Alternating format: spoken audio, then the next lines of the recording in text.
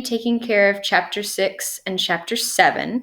So there's a new set of questions. The questions are for chapter 6 through 8, so obviously you won't be able to answer all of them, but you will be able to answer quite a few from chapter 6 and chapter 7. Now in class, my plan is to read the first part of chapter 6, then watch a movie clip, our first movie clip, that will show the remainder of chapter 6. So you'll see it visually instead of reading it, and then read the chapter 7 summary. My only concern for those of you at home is I'm worried about whether this clip will play. I did upload it as a file into Canvas, but I understand sometimes there's technology issues. So what I'm going to do for today's remote lesson is I'm going to read up until the part in chapter 6 where I usually stop. And then I'll tell you, this is where I'd start playing the movie. If you can get the clip to play, great. You can watch the clip, and near the end of my video, I will talk about differences between the movie clip and the book. There's only a couple in there, but I just want to make sure you know that. And then I'll read chapter 7 summary. But just in case you can't get this clip to play, I am going to read the entirety of chapter 6. So if you can get the clip to play, then you'll be able to kind of fast forward through some of my video, and you can just pick up where I start talking about the differences between the book and the movie, and then you can hear me read the chapter 7 summary as well. But if you can't get the clip to play, if it doesn't work, then I'm so sorry, but you can listen to me read the entirety of chapter 6. So that way, if we have technology issues, hopefully everything will still go. So first things first, let's get started with chapter 6. That'll be the same for everybody. So if you can find your copy of To Kill a Mockingbird. Mine is still loading, obviously. It's thinking very carefully. All right, so go down to chapter 6. Let's see, what page might chapter 6 be on? Whee! Dun, dun, dun, dun, almost there. Okay, so chapter 6 looks like it's on page 27 of the PDF. Let's fit to width, make it bigger. All right. So, chapter 6. Chapter 6 takes place on the last night of summer vacation. So this is the last chance for the children, all three of them anyways, to get up to some shenanigans. So let's see what they decide to do on this last opportunity. So chapter 6 starts, "Yes," said our father, when Jim asked him if we could go over and sit by Miss Rachel's fish pool with Dill, as this was his last night in Macomb. "Tell him so long for me, and we'll see him next summer." We leaped over the low wall that separated Miss Rachel's yard from our driveway.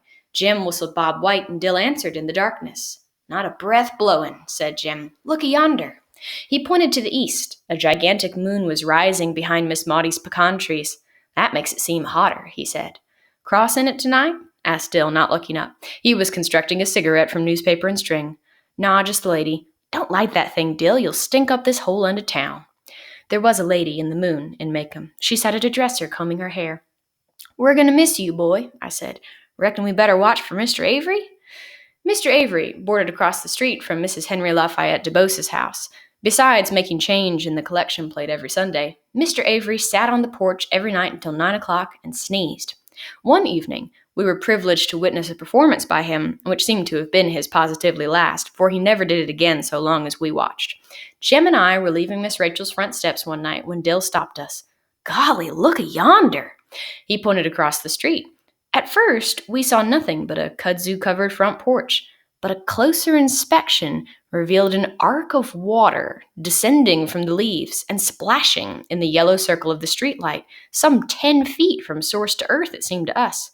Jim said Mr. Avery misfigured.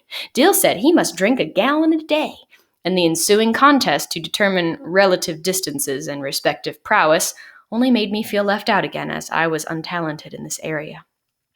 Okay, I'm going to pause there for just a second to point out the funny thing to you, because it's very, very subtle. There's this little side story about Mr. Avery, one of their neighbors. And one night, the kids saw this arc of water descending from the front porch and splashing a whole 10 feet away, and Dill said he must drink a gallon a day. So that probably gives you a good idea of what the water was. It was not water, it was pee. So Mr. Avery, their neighbor, they saw him peeing off the front porch one night. And of course, since they're boys, they had to have a contest between Jim and Dill to see who could pee farther.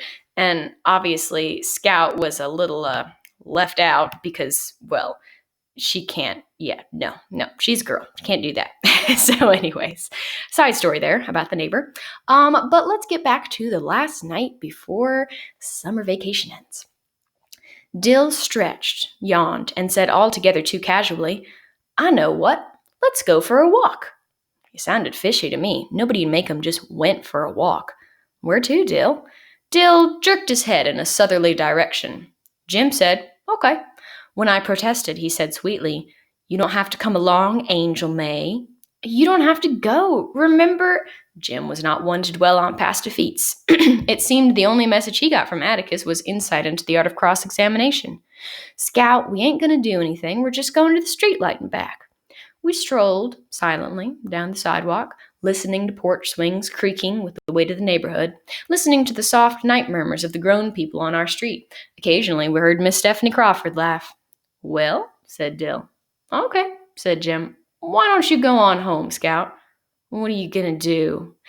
Dill and Jim were simply going to peep in the window with the loose shutter to see if they could get a look at Boo Radley. And if I didn't want to go with them, I could go straight home and keep my fat, flopping mouth shut. That was all. But what in the Sam Holy Hill did you wait till tonight? Because nobody could see them at night. Because Atticus would be so deep in a book he wouldn't hear the kingdom coming. Because if Boo Radley killed them, they'd miss school instead of vacation. And because it was easier to see inside a dark house in the dark than in the daytime. Did I understand? Jim, please. Scout, I'm telling you for the last time, shut your trap or go home. I declare to the Lord you're getting more like a girl every day. With that, I had no option but to join them. All right, so here is where I usually pause and turn on the movie clip. So if the movie clip works for you, awesome. It's right here underneath the questions, Chapter 6 TKAM clip. So it might load in the screen like this, and that'd be great. Or you might be able to download it, and that would also be great. But if it does not load for you, then I will continue reading Chapter 6. And then when I get to the end, I'll talk about the differences between the book and the movie clip. So the only reason I can't play it in this tab is because the sound will not work. I can't play tab sound, unfortunately. So if I did play it, it would be silent, and that's no fun. So see if you can watch it. But if it doesn't work, I'm going to keep reading from Chapter 6. If it does work, then fast forward until you see this video back on the screen, and that's when I'll talk about some of the differences between book and movie versions. So good luck. Hope it works out. And for those of you who it didn't work out for, we're going to keep reading Chapter 6. Okay. We thought it was better to go under the high wire fence at the rear of the Radley lot. We stood less chance of being seen. The fence enclosed a large garden and a narrow wooden outhouse. Jim held up the bottom wire and motioned Dill under it. I followed and held up the wire for Jim. It was a tight squeeze for him. Don't make a sound, he whispered. Don't get in a row of collards. Whatever you do, they'll wake the dead. With this thought in mind, I made perhaps 1 step per minute. I moved faster when I saw Jim far ahead beckoning in the moonlight. We came to the gate that divided the garden from the backyard. Jim touched it. The gate squeaked. Spit on it, whispered Dill. You've got us in a box, Jim, I muttered. We can't get out of here so easy.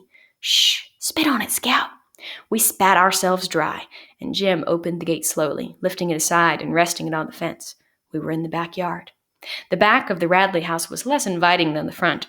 A ramshackle porch ran the width of the house. There were 2 doors and 2 dark windows between the doors. Instead of a column, a rough 2x4 supported one end of the roof. An old Franklin stove sat in a corner of the porch. Above it, a hat rack mirror caught the moon and shone eerily. "Arr," said Jim, softly lifting his foot. "'Smatter?" "Chickens," he breathed.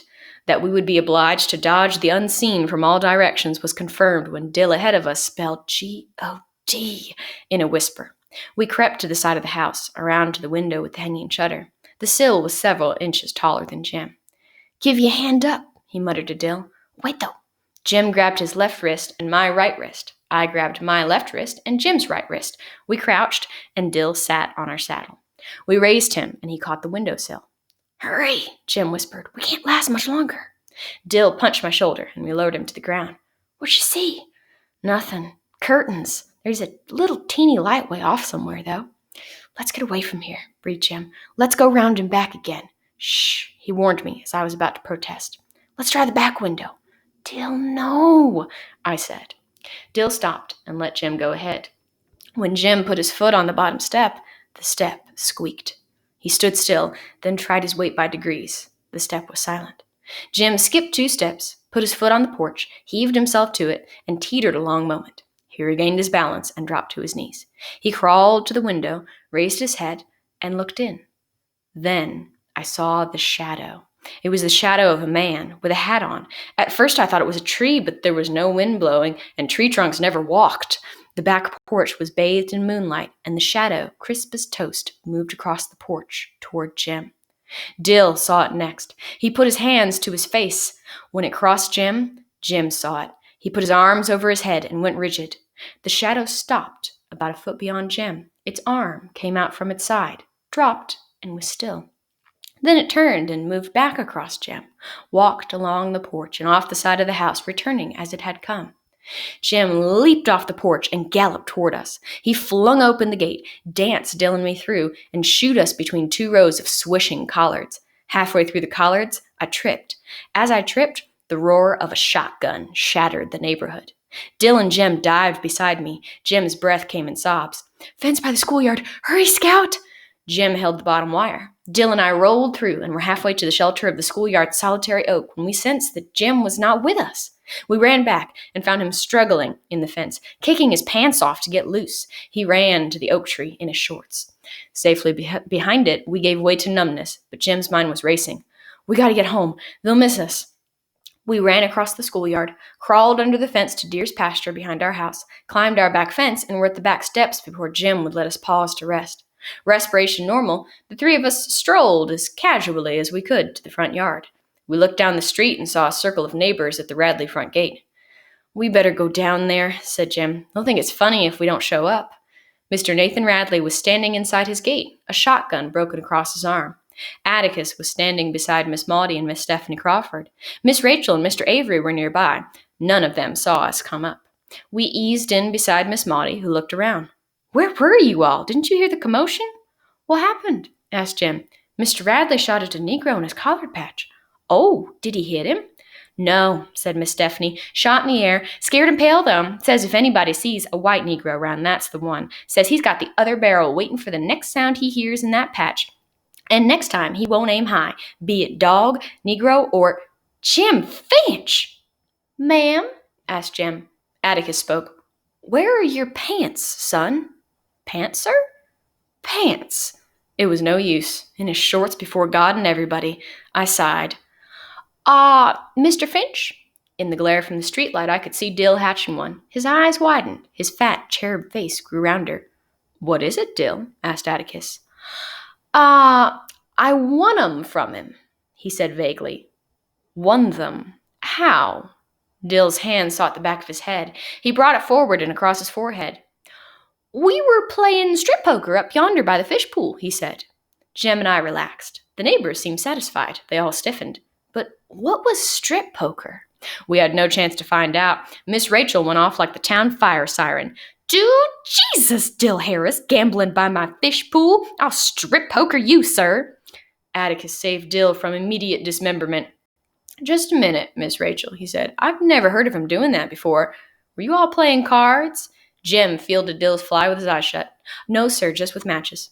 I admired my brother. Matches were dangerous, but cards were fatal. "Jim, Scout," said Atticus, "I don't want to hear of poker again in any form. Go by Dill's and get your pants, Jim. Settle it yourselves." "Don't worry, Dill," said Jim as we trotted up the sidewalk. "She ain't gonna get you. He'll talk her out of it. That was fast thinking, son. Listen, you hear?" We stopped and heard Atticus's voice. "Not serious. They all go through it, Miss Rachel." Dill was comforted, but Jim and I weren't. There was the problem of Jim showing up some pants in the morning. "I'd give you some of mine," said Dill as we came to Miss Rachel's step. Jim said he couldn't get in them, but thanks anyway. We said goodbye, and Dill went inside the house. He evidently remembered he was engaged to me, for he ran back out and kissed me swiftly in front of Jim. "Y'all right here?" he bawled after us. Had Jim's pants been safely on him, we would not have slept much anyway. Every night sound I heard from my cot on the back porch was magnified threefold. Every scratch of feet on gravel was Boo Radley seeking revenge. Every passing Negro laughing in the night was Boo Radley loose and after us. Insects splashing against the screen were Boo Radley's insane fingers picking the wire to pieces. The chinaberry trees were malignant, hovering, alive. I lingered between sleep and wakefulness until I heard Jim murmur, "Sleep, little Three Eyes? Are you crazy?" "Shh, Atticus's light's out." In the waning moonlight, I saw Jim swing his feet to the floor. "I'm going after him," he said. I sat upright. "You can't. I won't let you." He was struggling into his shirt. "I've got to." "You do and I'll wake Atticus." "You do and I'll kill you." I pulled him down beside me on the cot. I tried to reason with him. "Mr. Nathan's going to find him in the morning, Jim. He knows you lost him. When he shows him to Atticus, it'll be pretty bad. That's all there is to it. Go on back to bed." "That's what I know," said Jim. "That's why I'm going after him." I began to feel sick. Going back to that place by himself? I remembered Miss Stephanie. Mr. Nathan had the other barrel waiting for the next sound he heard, be it Negro, dog. Jim knew that better than I. I was desperate. "Look, it ain't worth it, Jim. A licking hurts, but it doesn't last. You'll get your head shot off, Jim, please." He blew out his breath patiently. It's like this, Scout," he muttered. "Atticus ain't ever whipped me since I can remember. I want to keep it that way." This was a thought. It seemed that Atticus threatened us every other day. "You mean he's never caught you at anything?" "Maybe so, but I just want to keep it that way, Scout. We shouldn't have done that tonight, Scout." It was then, I suppose, that Jem and I first began to part company. Sometimes I did not understand him, but my periods of bewilderment were short-lived. This was beyond me. "Please," I pleaded, "can't you just think about it for a minute? By yourself on that place?" "Shut up! It's not like he'd never speak to you again or something. I'm going to wake him up, Jim. I swear I am." Jim grabbed my pajama collar and wrenched it tight. "Then I'm going with you," I choked. "No, you ain't. You'll just make noise." It was no use. I unlatched the back door and held it while he crept down the steps. Must have been 2:00. The moon was setting, and the lattice-work shadows were fading into fuzzy nothingness. Jim's white shirt-tail dipped and bobbed like a small ghost dancing away to escape the coming morning. A faint breeze stirred and cooled the sweat running down my sides. He went the back way, through Deer's pasture, across the schoolyard and around to the fence, I thought. At least, that was the way he was headed. It would take longer, so it was not time to worry yet. I waited until it was time to worry, and listened for Mr. Radley's shotgun. Then I thought I heard the back fence squeak. It was wishful thinking. Then I heard Atticus cough. I held my breath. Sometimes when we made a midnight pilgrimage to the bathroom, we would find him reading. He said he often woke up during the night, checked on us, and read himself back to sleep. I waited for his light to go on, straining my eyes to see it flood the hall. It stayed off, and I breathed again. The night crawlers had retired, but ripe chinaberries drummed on the roof when the wind stirred, and the darkness was desolate with the barking of distant dogs. There he was, returning to me. His white shirt bobbed over the back fence and slowly grew larger. He came up the back steps, latched the door behind him, and sat on his cot. Wordlessly, he held up his pants.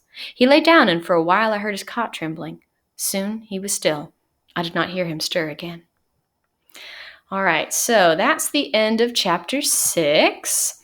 So now just real briefly, I'm going to talk about the differences between the book and the movie for chapter 6. And, this will probably be good for some of y'all, assuming that you get to see movie clips later too, see the changes.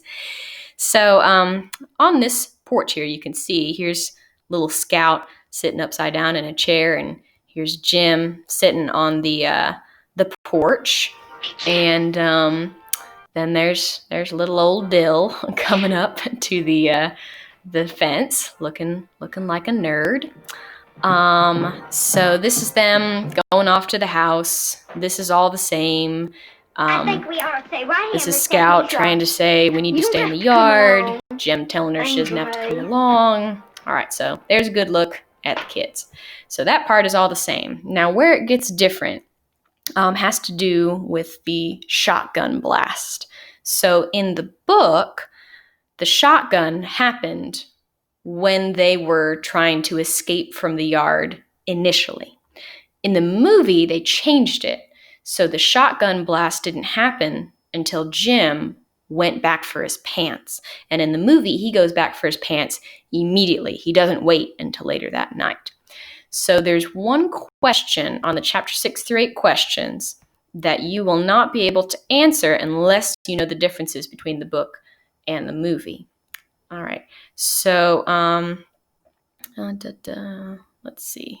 So for number 3 on the questions, in the movie, since Jim goes back for his pants immediately, they don't really have to give the adults any sort of explanation. But in the book, since he doesn't go back until way later that night, he has to explain where his pants went. So if you were reading the book along with me, you know that Dill came up with an excuse for them about why Jim had no pants, because they couldn't very well say, oh, well, we were trying to go look at Boo Radley, because that would be a no-go. So in the book, Dill says to the adults, oh, well, the reason that Jim didn't have any pants is because we were playing strip poker. So that is one of the differences between the book and the movie that you have to know in order to be able to answer this question here. All right. The other difference between the book and the movie doesn't really relate to the questions, but it does relate to characters. And it's one reason why I don't show the movie until after we take that chapter 1 through 5 quiz. At the very end of the movie clip, let's see, actually it's a little bit before this. The kids are called to come inside by their parents, and you can see right here that Dill's aunt in the movie is named Stephanie. Now, since you all just took the chapter 1 through 5 quiz, I'm sure you very well know that Miss Stephanie in the book is the town gossip. She is not Dill's aunt in the book. In the book, Dill's aunt is named Rachel, Miss Rachel. So for the movie, rather than having Miss Stephanie and Aunt Rachel, they just sort of combined those two characters together and have one character who's named Aunt Stephanie. So anyways, that's just one difference. If you know, Aunt Stephanie shows up in any future movie clips, just remember that in the book, the characters are a little bit different.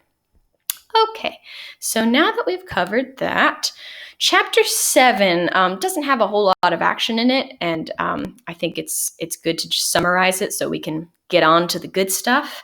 It sort of covers Scout's second grade year, kind of sums it up, at least until winter time. So this would be like the fall semester of her second grade year. And another thing that we learn about that last night in the summer is actually at the beginning of it. So a few days later, after school has begun for the year, Jim tells Scout that he found the pants mysteriously mended and hung neatly over the fence. So remember in the book, he went back for them later, which would have given somebody time to mend the pants. When they come home from school that day, they find another present hidden in the knothole, a ball of gray twine. They leave it there for a few days, but no one takes it, so they claim it for their own. Unsurprisingly, Scout is as unhappy in second grade as she was in first, but Jim promises her that school gets better the farther along one goes. Late that fall, another present appears in the knothole, 2 figures carved in soap to resemble Scout and Jim. The figures are followed in turn by a pack of chewing gum, a spelling bee medal, and an old pocket watch. The next day, Jim and Scout find that the knothole has been filled with cement. When Jim asks Mr. Radley, Nathan Radley, Boo's brother, about the knothole the following day, Mr. Radley replies that he plugged the knothole because the tree is dying. However, when the children ask Atticus if the tree is dying, he says he doesn't think it is. All right, so chapter 6 and chapter 7 are starting to give us some ideas about answers to some mysteries. So we wondered, about who was leaving those knothole gifts. So in Scout's first grade year, it was the gum and the pennies. Now we have more presents, and they do seem to be presents. No one's getting worked up or getting angry or anything that they keep disappearing, that Scout and Jem keep taking them. And for another thing, two of the presents, well, one of the presents, the figures carved in soap, they're carved to resemble Scout and Jem. So it does seem to be intentional presents. Another mystery, who mended Jem's pants? Who found his pants and bothered to mend them? Now, theoretically, we have three options because there are three people living in the Radley house. We have Nathan Radley, Boo's brother. We, of course, have Boo himself. And then we have their only remaining parent, Mrs. Radley. So Nathan Radley is unlikely because, he shot a shotgun at them. It's unlikely he'd go out there and mend some pants. So that leaves Boo, and that also leaves Mrs. Radley. The other question we have was, who was the shadow on the back porch? Scout did say she thought it was the shadow of a man in a hat. Now, I suppose it could have been Nathan Radley, but you'd think he would have said something to them right then rather than going back inside and getting a shotgun and shooting at them. So, was the shadow Boo Radley? Did Boo also mend the pants? Is Boo the one leaving all these presents? It does seem like we have a lot of evidence pointing us in that direction. And if that's the case, why did Nathan Radley plug the tree with cement? Did he actually think the tree was dying and he was just mistaken about that? Or is he trying to stop the presents? So those are the mysteries that I leave you with for now. And tomorrow we will take care of chapter 8 and have another mystery to solve.